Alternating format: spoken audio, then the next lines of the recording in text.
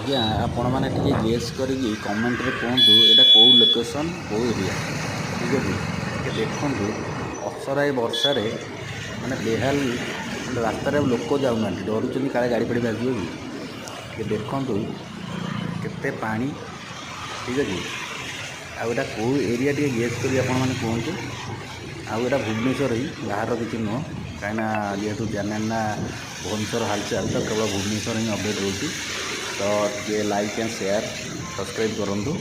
ଆଉ ଟିକେ ଦେଖନ୍ତୁ କେମିତି ପାଣି ହେଇଛି। ମିନିମମ୍ 500-600 ମିଟର ଭଳିଆ ରାସ୍ତା ପୁରା ପାଣିରେ ଜଳମଗ୍ନ ହେଇଯାଇଛି। ଦେଖନ୍ତୁ କୌଣସି ଗାଡ଼ିର କାହାର ସାହସ, କାର୍ ବାଲାଙ୍କର ବି ସାହସ ହେଉନି ଯେ ସେପଟକୁ ଯିବାକୁ। ସବୁ ଏପଟ ସାଇଡ଼୍ରେ ଯାଉଛନ୍ତି ଅଳ୍ପ ପାଣି ଅଛି ବୋଲି। ଦେଖନ୍ତୁ ବାଇକ୍ ତ ବୁଡ଼ି ଯାଇଛି। ଟିକେ ଦେଖନ୍ତୁ ଆଉ ଲାଇକ୍ ସବସ୍କ୍ରାଇବ୍ କରନ୍ତୁ ଟିକେ।